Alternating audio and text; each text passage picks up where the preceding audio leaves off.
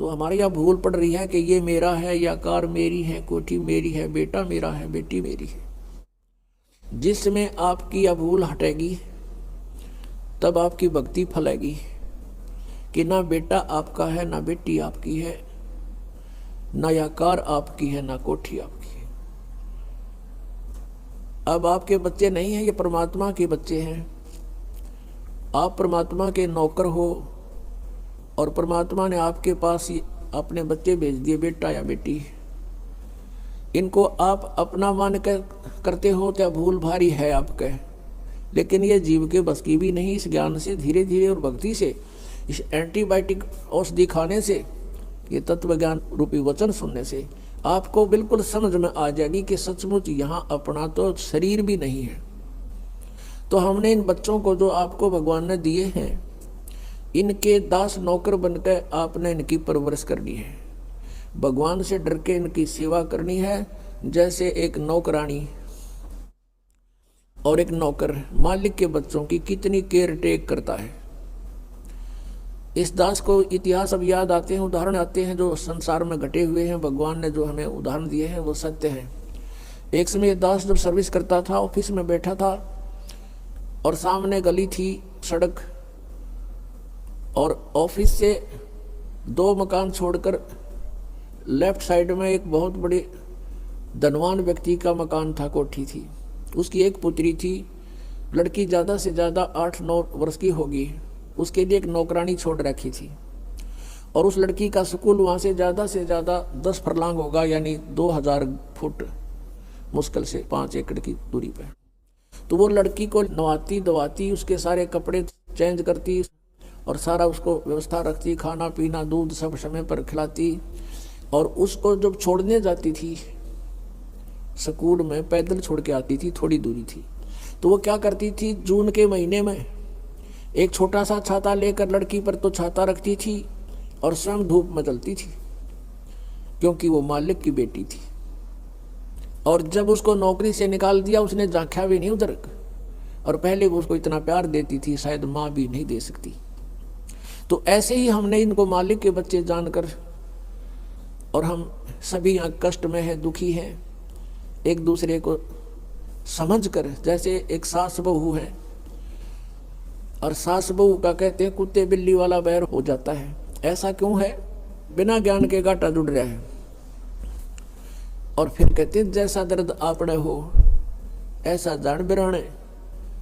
अब जैसे घर का मुखिया है, सास है, उसके अधीन पुत्र वधू है, अब उसके साथ दुर्व्यवहार करेगी तो उसकी आत्मा रोएगी, बोल सकती नहीं।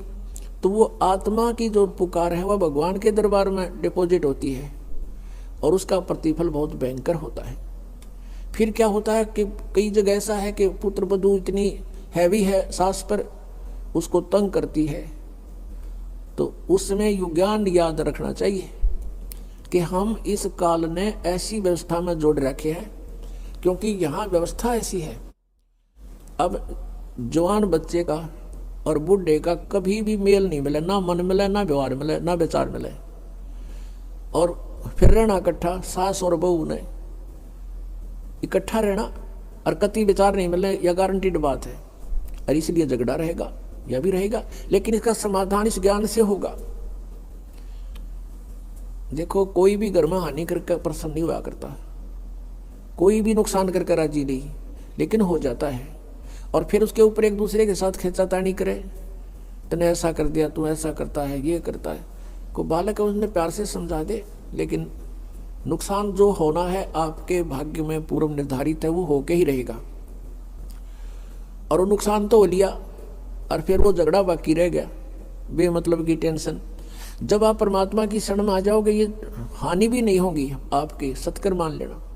और इस ज्ञान से जब ये मन बकवाद करेगा, इस ज्ञान रूपी लगाम से ये रुकेगा।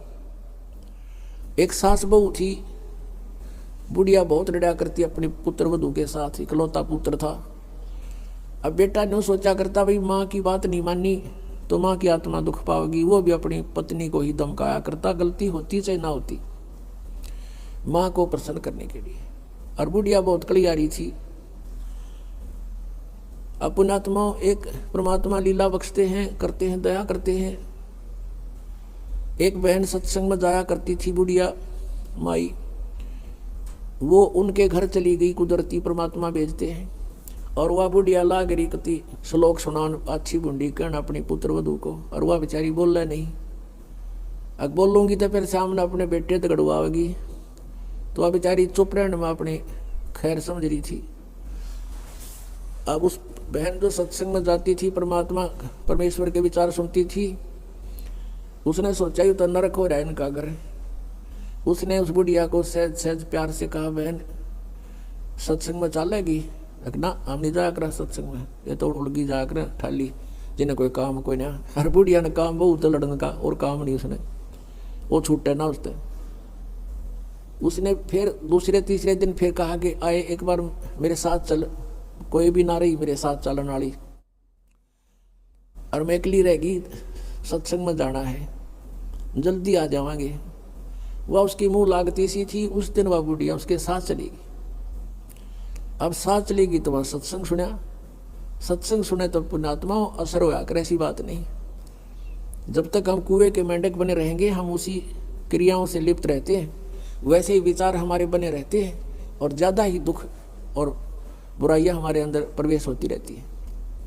बुढ़िया ने सुने विचार, उसकी तो एकदम जो है ना, एकदम परिवर्तन आ गया उसके अंदर। सचमुच हमने आपस में नहीं किसी को दुखी करना चाहिए। कथा सुनाई गई कि एक व्यक्ति था, वो कहीं पर साधना कर रहा था, बैठा था, साधना कर रहा था, और एक गाय भागी जा रही थी, और वो गर्भवती थी, और उसको ये आभास हो गया था कि कोई कसाई उसके पीछे पड़ा हुआ है। वो आगे वन में ओझल होगी। शिकारी वहां आया, उस साधक से उसने पूछा, गाय देखी आपने? कहते मुंह से नहीं बोला, उसने हाथ कर दिया ऐसे, किधर गई? वो कसाई ने वह गाय ढूंढ ली, वो मार दी।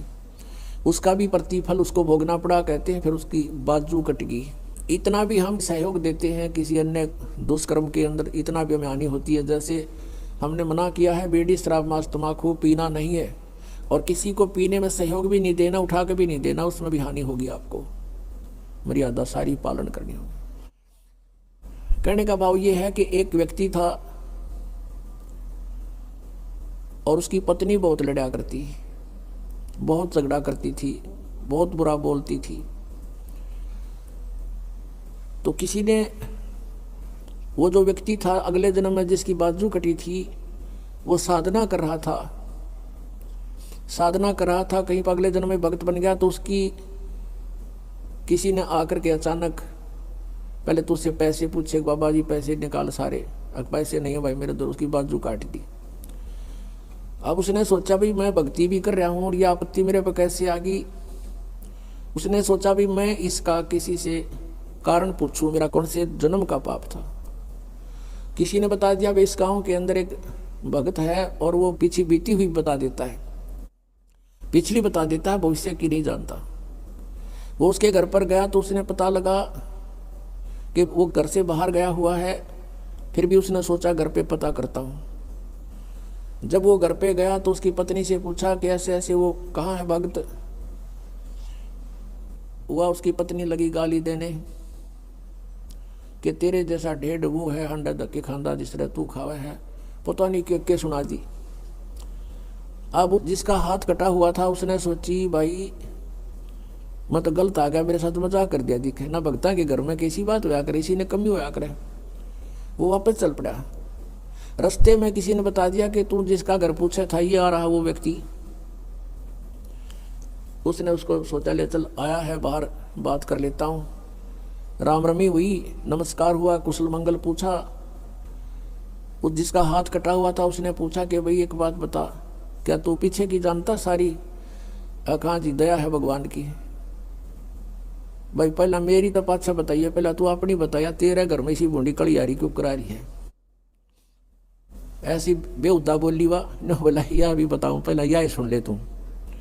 पिछले जन्म में मैं था काग, या थी गधी, और जब कुमार इसने छोड़ देता, इसकी कमर टूटी हुई होती थी, मैं इसकी वो खाता था, टूटी हुई कमर से उन जख्मों से मांस खाता था। तो आज भाई अपना बदला ले रही है मेरे से, और ये इतने जख्म करेगी मेरा जितने मन न कर रखे हैं। तब उसने पूछा भी फिर मेरा हाथ क्यों कर कटा, मैं तो भगत आदमी, और युग कैसे जुल्म हुआ मेरे साथ। उसने बताया कि पिछले जन्म में भी तू भगत था, और तूने एक गाय के कटने में सहयोग दे दिया, तूने न्यू हाथ कर दिया कि इधर गई, बोला नहीं तू ऐसे गई, इसी तरह हाथ कटा। अब कहते हैं तुमने दरगाह का महल नहीं देखा, धर्मराज के तिल तिल का लेखा।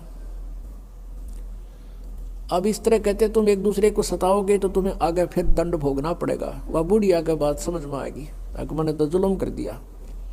उसके बाद अपनी पुत्र वधू को वो बिल्कुल शांत रहे, बोला ही नहीं फालतू।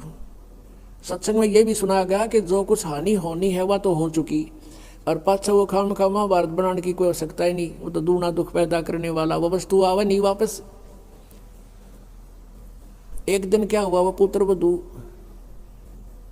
गाय भैंस का दूध निकाल के और ऊपर कड़ियों में कड़ा डाला करते, हुक लंबा सरिये का हुक ला देते, और उसमें बाल्टी टांग देते थे कड़े में, हुक में, कुत्ते बिल्ली से बचाने के लिए। अब उस पुत्रवधू ने वो ऊपर, क्योंकि ऊंचा होता था, गर्दन नीचे रखनी पड़ती थी, यूं करके टांगने लगी, वो कितना उल्टी साइड में लग गया।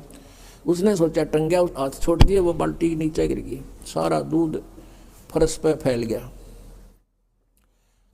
अब पुत्रवधू ने देखा बुढ़िया की तरफ, अगी वो होगी ओन अनो बिरना कई दिन का सांग हो गया यो।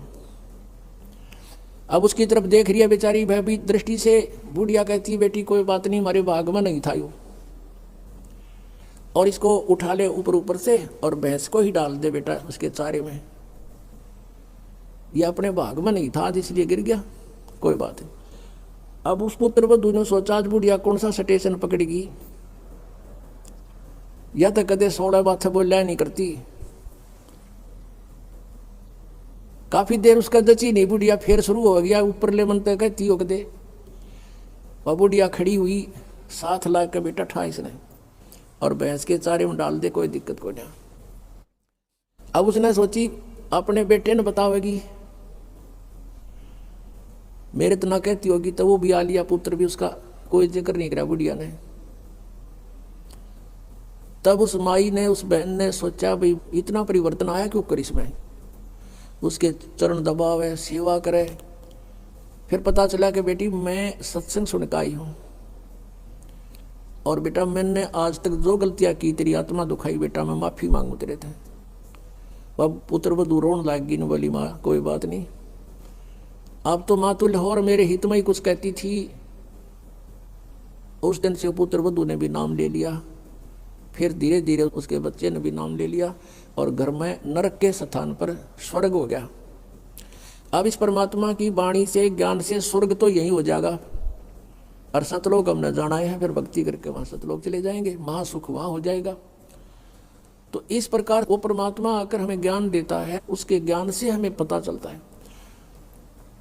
इसलिए कहा कि सत्संग की आधी घड़ी और तप के वर्ष हजार तो भी बराबर है नहीं, कहे कबीर विचार। अब यहां बताते हैं परमात्मा कि ये स्थान तुम्हारा नहीं है, और तुम यहां ठेकेदार बन गए, मालिक बन गए। मालिक तो एक ही है, हम सब उसके बच्चे हैं, और उसने आपको जो संतान दी है वो उसके बच्चे हैं, आप मानो चाहे ना मानो। और आपने ये नहीं कि अपना कर्तव्य से दूर होना है, परमात्मा के बच्चे जान के उसके डर से उनकी सेवा करनी है। जिसका जितना भी जो आपका कर्तव्य कर्म है वो करना है, उनको पढ़ाना है तो पढ़ाना है, कपड़े वस्त्र की आवश्यकता वो भी व्यवस्था करनी है, विवाह शादी भी करनी है, तो परमात्मा के बच्चे जान के करनी है। और जब यहाँ से चलोगे, जैसे वो नौकरानी निकाल दी गई थी, उसके सपने में भी ना आया हुआ मेरी बेटी थी, तो पुण्यात्माओं ये स्थिति आपकी जब आवेगी ऐसी बात नहीं, क्योंकि ज्ञान से ही अज्ञान हटता है। हम अज्ञानवश आप एक कुर्ता पर आकर मन अपना मान लिया, किसी का बच्चा जा रहा हो है कहीं पर, उसको तुम अपनी तरफ से कुर्ता पजामा पर आकर अपने घर बैठा लो, मेरा है ना, जो मेरा है, या कोई बात हुई? तो हमने इस जीव को एक कुर्ता पहना दिया, बेटा और बेटी का, और अपना मान लिया, अपना मेरे हैं, या कोई समझदारी की हमने। तो इस प्रकार हमारा इस ज्ञान से मन हटेगा, सच्चाई की तरफ पहुंचेगा। अभी तक तो हम देखा ज्ञानवश ही अपना मान लेते थे, शरीर अपनाए नहीं है तो हम दूसरे को अपना कैसे मान बैठे। तो क्या बताते हैं परमात्मा, आगे गए ना बावड़े ये रहते भी सब जहां, बिन साहेब की बंदगी कहीं ठोड़े ठिकाना ना। जो यहाँ से मृत्यु को प्राप्त होकर चले गए उन्हें तो आगे बताया नहीं, हम कहाँ गए, के बनी हमारे साथ। और दो शेष बचे हैं वो भी जाएंगे, बिन साहेब की बंदगी की तो ठोर ठिकाना ना। आज तुमने अपनी आकार कोठी मान रखी है मेरी है, कल मृत्यु होगी, पुण्य कर रखे आप जाओगे स्वर्ग में, स्वर्ग का समय आपका निर्धारित होगा, वो पूरा होते ही वहाँ से कहेंगे चलो चलो नरक में, नरक का समय पूरा होता कहेंगे चलो चलो गधे की योनि में, गधे का समय पूरा होता मृत्यु होगी, मृत्यु होती चलो फिर कुत्ते की योनि में, कुत्ते की योनि भोगी फिर चलो मनुष्य की योनि में, मनुष्य की योनि में ये आप देख रहे हो क्या करते हो, ये करते खत्म होती फिर चलो नरक में। तो ये चलो चलो सतलोक में मिटेगी। और उसके मिटाने का प्रोसीजर अब हमें पता लग गया, अब इस चलो चलो के नाश करने का, समाप्त करने का हमें पता लग गया, वह विधि का पता लग गया। परमात्मा ने क्या बताया है, जग सारा रोगिया रे जिन सतगुरु वेद न जाण्या, जग सारा रोगिया रे, जग सारा रोगिया रे जिन सतगुरु वेद न जाण्या, जग